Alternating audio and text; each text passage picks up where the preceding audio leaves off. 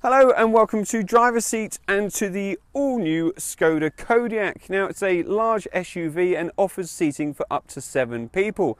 There's also 5 engines available, surprisingly 3 of which are petrol. There's 2 variants of a 1.4, a 2 litre and then 2 variants of a 2 litre TDI diesel. It'll come with a 6-speed manual gearbox at standard, whilst there's a 7-speed DSG automatic available as well, and you can select from 2 or 4-wheel drive. The Kodiaq's available in 4 trim levels, S, SE, SEL and Range Topping Edition. Now this SEL comes with an electric tailgate and the 7 seats, but they're easily collapsed by pushing those levers there and just dropping the seats. That gives you a nice big load bay, a little bit of understore floorage as well. So as well as some door protectors to make sure the edge of the doors don't get chipped when you're opening and closing, there's also a little stored umbrella. In here it's all pretty typical Skoda, and by that I mean well made, spacious and quite luxurious, and it's pretty easy to get comfortable in here. My seat has a pump lever, whilst the higher models get electric seats, and there's a rotary dial for the backrest. I'm in the lowest setting and I've got loads of headroom. I can get further comfortable by a steering wheel that has good reach and rake adjustment, and that gives me a good view out. This is not too high up, but quite a commanding driving position, while I feel quite enclosed in a car-like environment. The dials are neatly designed and reasonably clear, whilst there's a little TFT screen in between which gives you sat-nav information and trip computer. There's a very pleasant wood effect stripe dash going across from either side of the car and down the doors.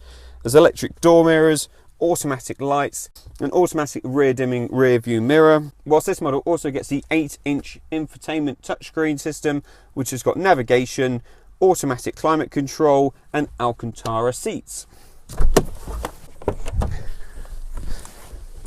In the back it's extremely impressive. There's a vast amount of knee room and plenty of headroom. These seats are really comfortable as well and can adjust, so you can have it steeper or more laid back.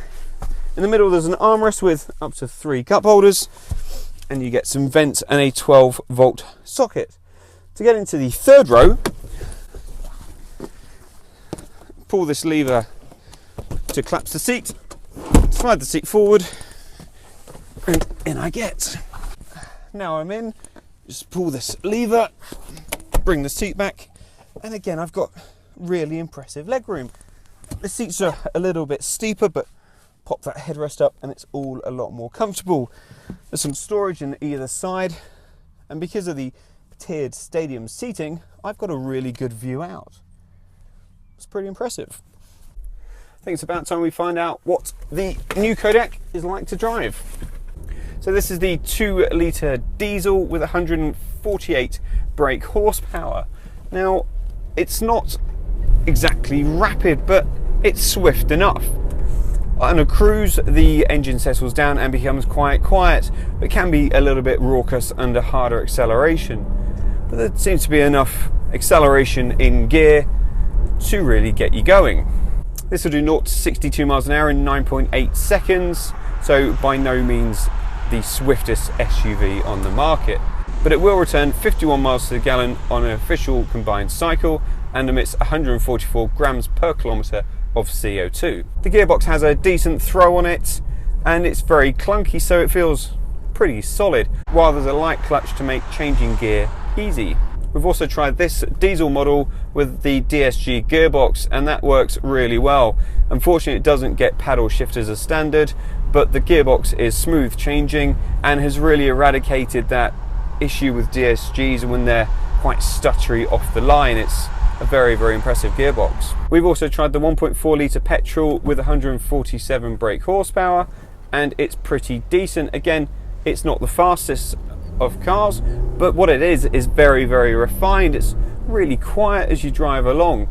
It objects a little bit when you push on and ask it to do a lot more, but generally that's a lovely engine. It handles pretty decently, there's a bit of roll into the corner, but it's certainly not lurching all over the place.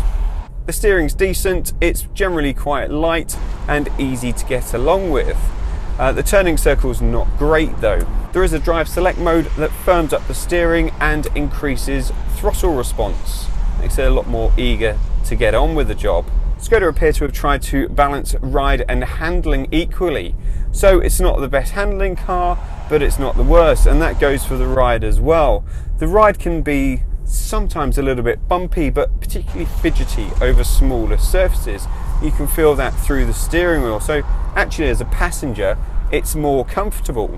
There's an optional extra dynamic chassis, which changes the suspension settings in comfort and sport mode, but to us isn't really worth investing in. It is, however, extremely refined on a motorway. It becomes very quiet and very hushed in here. And here you get plenty of storage. There's good sized door bins that will take water. There's a tray to the front of the gear lever with USB, anti-slip and a cover on it.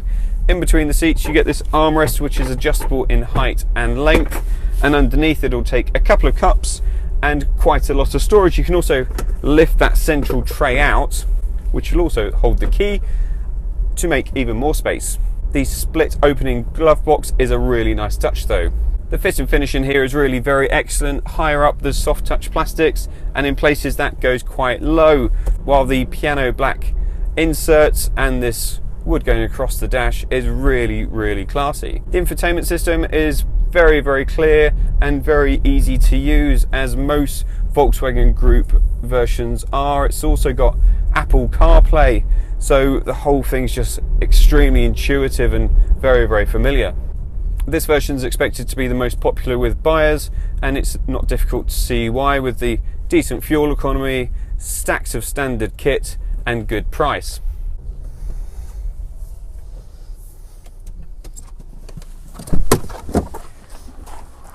Well, what do we think of the Kodiaq? Well, it's bound to ruffle some feathers in this class. Starting at £21,500, this large, luxurious SUV really is well worth considering. Okay, the ride's not amazing, but it's a good compromise for handling. I can see this being sold in absolute bucket loads. Thanks for watching Driver's Seat. I hope you've enjoyed the video today, and if you have, remember to subscribe to our channel and let us know in the comment section below what you think about the new Kodiaq.